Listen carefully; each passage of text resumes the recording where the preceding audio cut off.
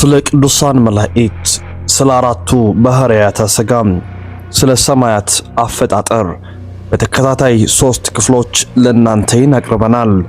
መላእክት እንዴት ተፈጠሩ? አፈጣጠራቸውስ ከምንድነው?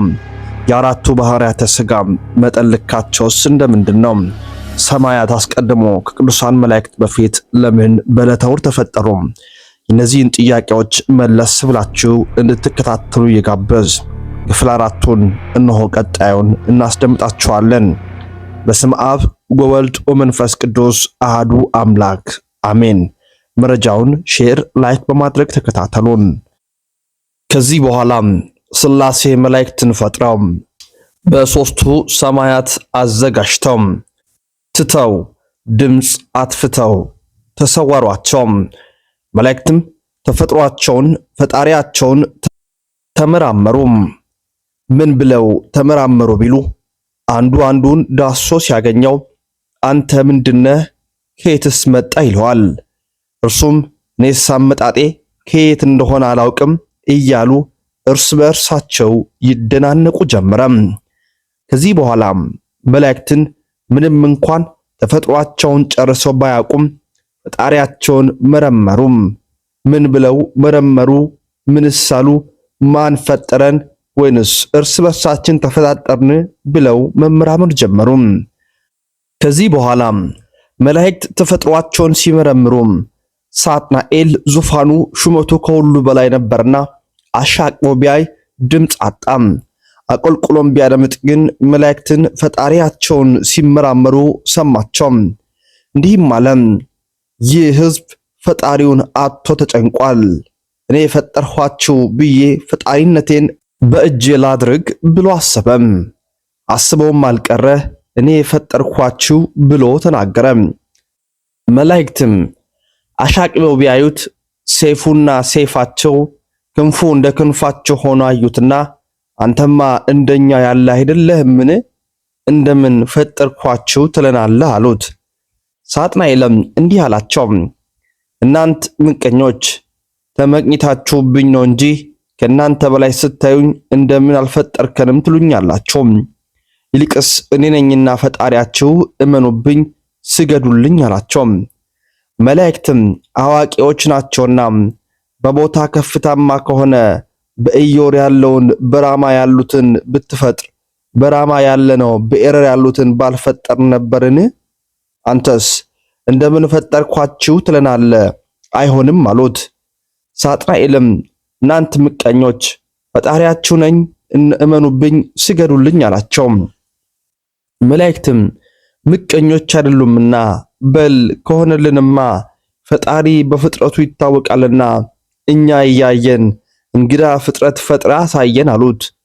ሳጥናኤልም እፈጥራለሁ ብሎ እጁን ቢሰድ ያቺ እሳት እንደ ወጥመድ እንቅ አድርጋ ይዛ እንደ ጅማት አኮማተረችው፣ አስጎነተረችው።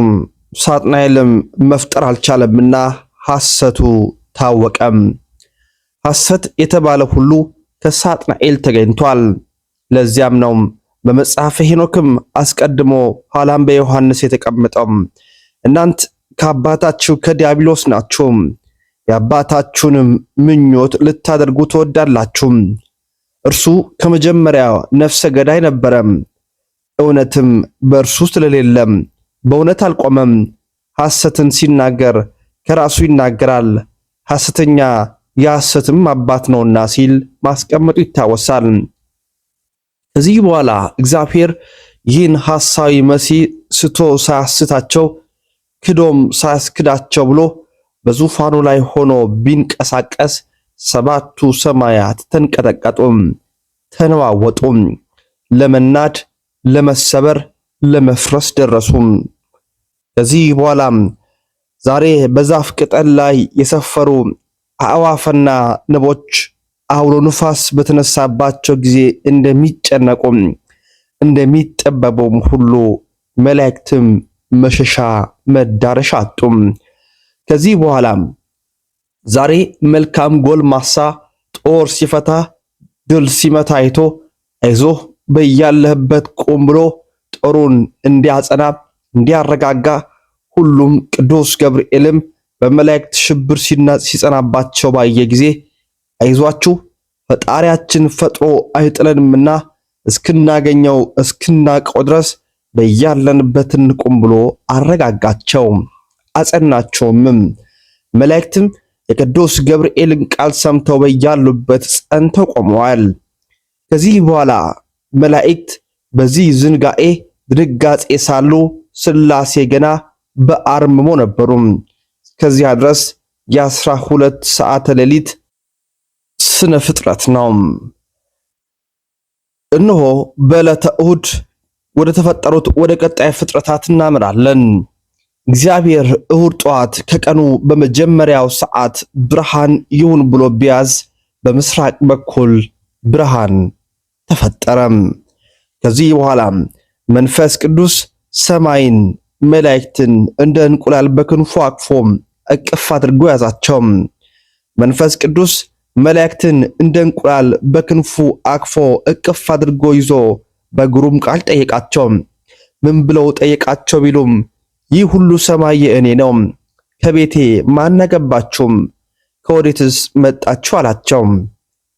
መላእክትም አቤቱ ከግሩማን በላይ ያለ ግሩም አንተ ነህ፣ ወደዚህ ያህል ድንጋጼ ያራህን ያንቀጠቀጥከን ናውቅህ ዘንድ አንተ ማነህ አሉት። መንፈስ ቅዱስም ሰማይን እናንተንም ለፈጠረ ለአብ ሕይወቱ እኔው ነኝ አላቸው። መላእክትም አቤቱ ጌታችን የፈጠርከንስ ያመጣህንስ ከቤትስ ያገባህን አንተ ታውቃለህ እንጂ እኛ ምን እናውቃለን አሉት። ፈጣሪነቱ የባህሪ እንደሆነ አመኑለት፣ መሰከሩለትም። ሳጥናኤልም መላእክትና መንፈስ ቅዱስ ሲነጋገሩ ቢሰማ አፈረም፣ ደነገጠም።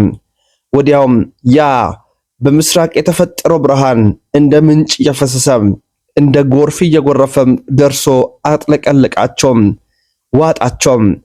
ያ ብርሃን ከወዴት ተገኝቷል ቢሎ ያቺ የተዘረጋች እሳት ብርሃን ውለጂ ብሎ ቢያዛት ብርሃንን ወለደች። ያንንም ብርሃን በምስራቅ በኩል መንገድ ሰራለት፣ ስሙንም መዓልት አለው። መዓልትም ማለት ብርሃን ማለት ነው፣ አንድም ስራ ማለት ነው። እግዚአብሔርም ብርሃኑን ቀን ብሎ ጠራው፣ ጨለማንም ሌሊት አለው። ማታም ሆነ ጠዋትም ሆነ እንዲል ሊቀ ነቢያት ሙሴ በዘፍጥረት መጽሐፉ ላይ። ከዚህ በኋላ መንፈስ ቅዱስ አንድ ክንፉን ወደ ላይ ወደ ጽርሐ አርያም በአብና በወልድ ላይ ጭኖ አንድ ክንፉን ወደ ታች ዘርግቶ ቢታያቸው የላይኞቹ መላእክት ከታችኞቹ መላእክት ጋር ተያዩ። የማያቋርጠውን የማይቆጥረውን የማይፈርሰውን የሥላሴን ክብር አዩ። ከዚህ በኋላ መላእክት በዚህ ብርሃን ምክንያት ጥበብ ተገለጸላቸው። 3 ጊዜ ቅዱስ ቅዱስ ቅዱስ እግዚአብሔር ብለው አመሰገኑ። እንደ ቅጠል ረገፉ፣ እንደ ሻሽ ተነጠፉ፣ በግንባራቸውም ተደፉ። ስለምን መላእክት 3 ጊዜ ቅዱስ ቅዱስ ቅዱስ እግዚአብሔር ብለው አመሰገኑ ቢሉ ጠላቶቻቸው ሳጥናኤል ስላሳፈራቸው መንፈስ ቅዱስ በአምሳለ ርግብ ታያቸው፣ ለይኩን ብርሃን ብሎ ቃሉን ስላሰማቸው። ስለዚህ 7 ጊዜ ቅዱስ ቅዱስ ቅዱስ እግዚአብሔር ብለው አመሰገኑ። አንድም መላእክት 3 ጊዜ ቅዱስ ቅዱስ ቅዱስ ማለታቸው ሶስትነታቸውን ሲናገሩ ነው። ያም ቢሆን ስለምን 3 ጊዜ ቅዱስ ቅዱስ ቅዱስ ብለው አመሰገኑ ቢሉ ደግሞ ሥላሴ ባህሪ አይለወጥም ሲሉ 3 ጊዜ ቅዱስ ቅዱስ ቅዱስ ብለው አመሰገኑ። እግዚአብሔር ማለታቸው የአንድነታቸው ነገር ሲናገሩ ነው። ቅዱስ ማለት ምን ማለት ነው ቢሉ ክቡር፣ ንጹህ፣ ጽኑ፣ ልዩ ማለት ነው። ስለምን ሥላሴ 7 ፍጥረትን በአርምሞ 8ኛው ብርሃንን በተናግሮ ፈጠረ ቢሉ የሚሰማ ፍጥረት አልፈጠረም ነበርና 7 ፍጥረታትን በአርምሞ ፈጠሩ። ኋላ ግን ሰማያትን መላእክት ተፈጥረው ነበርና ብርሃንን በተናግሮ ፈጠሩ። የተወደዳችሁ ቤተሰቦቻችን በቀጣይ ክፍል ደግሞ ከዚህ የቀጠለውን አስደናቂውን የሥነ ፍጥረት ታሪክ እንቀጥላለን። እስከ መጨረሻው ድረስ ተከታተሉን። በሐሳብ መስጫ ሳጥናችሁም ሐሳቦቻችሁን እንድታስቀምጡ እንሻለን። በሌሎች መረጃዎች እስክንመለስ ተሰነባበት። ሰናይ ቆይታ ይሁንላችሁ።